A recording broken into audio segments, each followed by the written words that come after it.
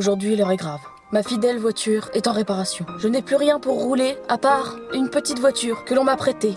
Gracieusement. Elle n'arrivera jamais à la roue de ma super voiture que vous n'avez toujours pas découvert. Suspense, suspense, suspense, suspense. Mais du coup, je profite de cette opportunité. Test gratuit! Donc comme vous avez pu le comprendre, je serai toute seule. Et en effet, ma voiture est partie en réparation. J'ai effectivement pour la remplacer une petite voiture qui est sympa, que l'on n'a encore pas vue sur la chaîne, qui me permet du coup d'avoir l'opportunité de vous la présenter. C'est parti.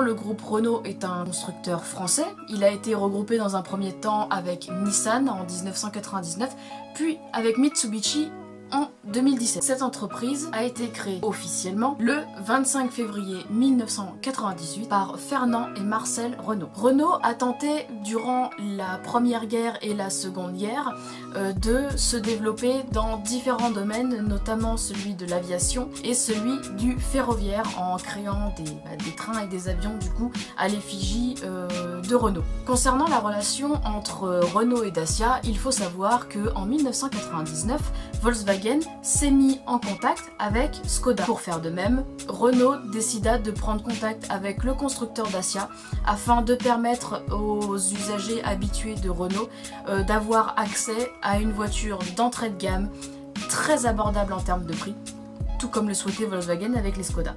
Concernant la Twingo 3, il y a du coup deux particularités. La Twingo 3 a été développée pour ressembler à la R5. Seconde particularité, c'est que le moteur se trouve à l'arrière de la voiture.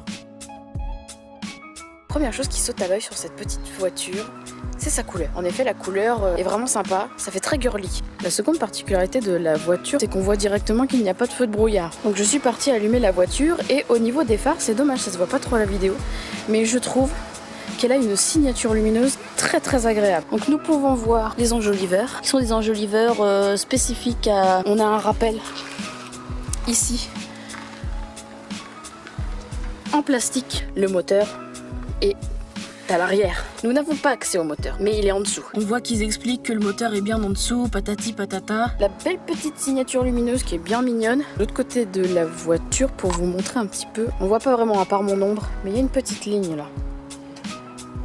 Une petite ligne qui est bien sympa. Comme vous avez pu le voir sur les jolies images, c'est le truc de base. Radio, média, bon évidemment des setups et il y a quand même le téléphone. Ce qu'on a sur le tableau de bord ici, on a du coup le compteur qui fait penser un petit peu au compteur de la Mini qui est un petit peu en rond. Donc ici il y a quand même le régulateur et limitateur de vitesse qu'on gère ici. Ensuite on a quand même les phares automatiques. Nous sommes sur un levier de vitesse mécanique. On a la possibilité de enlever le start and stop et la possibilité de mettre ou pas le mode éco. Moi je suis une pro du mode éco, donc il n'y a même pas question que je l'enlève. Nous avons donc ici un siège assez intéressant en termes de format, je trouve. Ce sont des sièges du coup qui sont durs, qui sont assez fermes quand même, mais franchement on est bien dedans. Il y a de la place, il y a de l'espace. Même pour les jambes, je vois sur le côté passager, il y a vraiment beaucoup de place. Cette Twingo c'est une propulsion. Le moteur est à l'arrière, donc à l'avant il n'y a rien. Du design, de la petite touche de blanc qu'il y a un petit peu partout, qui permet d'aérer, je trouve, l'habitacle. Pour le très peu d'options qu'il y a là, parce que pareil, hein, j'ai pas de caméra de recul, ni à l'avant évidemment. Donc j'ai vraiment que très peu d'options. Régulateur de vitesse, stop and start, feu automatique, vitre électrique. Je suis sûre et certaine que cette voiture, avec le peu d'options qu'elle a, elle doit être pas mal chère.